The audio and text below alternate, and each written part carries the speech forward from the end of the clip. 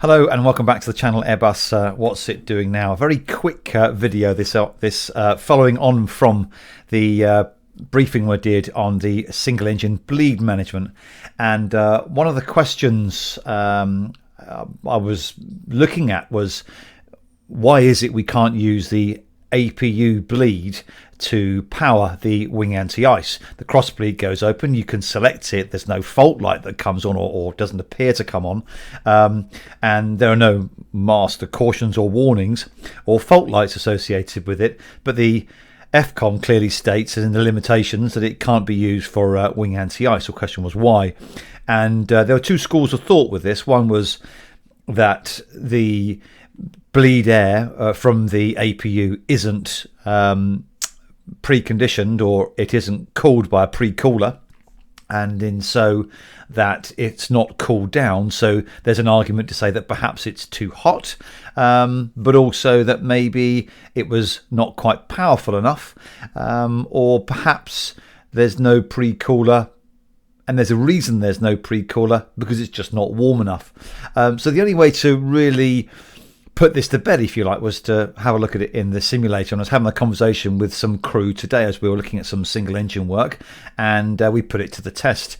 We looked at the engine bleed temperature before it went into the pack, so you can see that here, and circa 195 to 200 degrees, and that's exactly what you'd expect to see with engine bleed.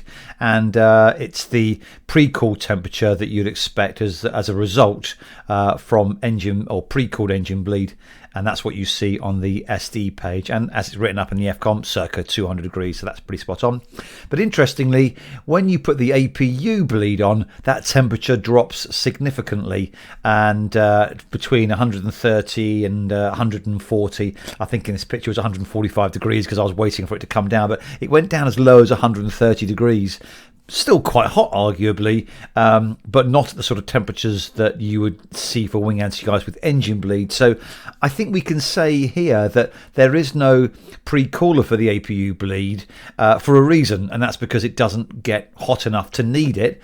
And the argument then is that if it's not hot enough to need it, it's not hot enough to do the job for the APU bleed. So in my conclusion, for what I've seen, I would say no APU bleed because it's not hot enough, and that I think is a fair and reasonable argument. There's no explanation in the FCOM about it. I guess you could argue there's no need for it. The fact is you can't use it, and along my theme of keeping things simple, that's kind of how I like to leave it. But there are a few questions about it, and I thought, well, this kind of gives us the answer, really. It's certainly a sensible and logical explanation as to why we can't use it. So I hope that helps. Thanks very much for tuning in. Keep safe, have a good weekend, and speak to you again soon.